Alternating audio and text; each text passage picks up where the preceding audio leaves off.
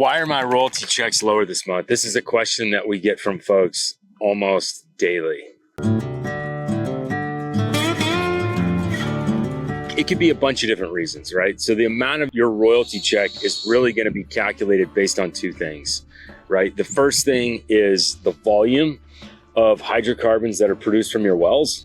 And the second thing is the price of oil and natural gas, right? So if you take volume and you multiply it by price, you're going to get the amount of your check, right? So those are the two main components, right? So when it comes to volume, like production, right? So one of the key things to understand about oil and gas wells in general is that they decline, right? So every oil and gas well is going to start really high. As soon as that well is perforated, that oil is going to flow to the surface like crazy with a ton of pressure, but it's a finite resource in the ground, right? So over time, that pressure is going to decline and that well is going to produce less and less and less oil. Oil and gas wells decline substantially within the first 2 years, right? So if an oil and gas well, comes on at 1,000 barrels a day, by the end of year 2, that well could be producing 250 barrels a day, right? So those first few checks that you get after a new well comes online can be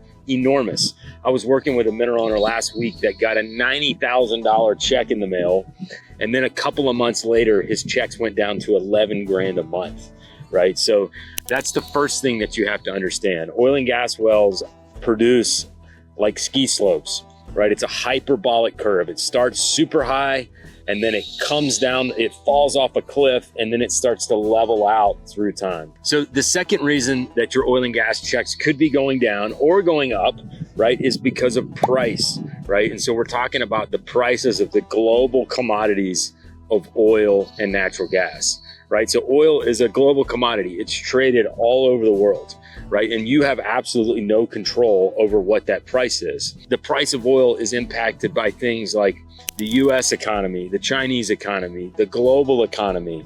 It's impacted by, the whims of Saudi princes and Russian dictators and wars in the Middle East and all of these things, right? So as a mineral owner, you're going to ride that wave, right? And some folks like that exposure, right? There's nothing wrong with having exposure to commodities. It can be a good thing to have in a balanced portfolio. But if you're in a situation where you can't afford to bear that risk, right? Where maybe you're on a fixed income, right? And you're relying on these royalty checks to live the lifestyle that you want to live, it can be really hard whenever the price of oil crashes by 50% and your checks go down by 50%. Those are the main reasons that your checks go down. So one of the reasons that a lot of folks consider a sale of their minerals, and I actually worked with a guy out here in West Texas a couple of months ago, is that he did not want that risk exposure to the commodity, right? And he was a very astute investor and he knew what he was doing. And he said, look,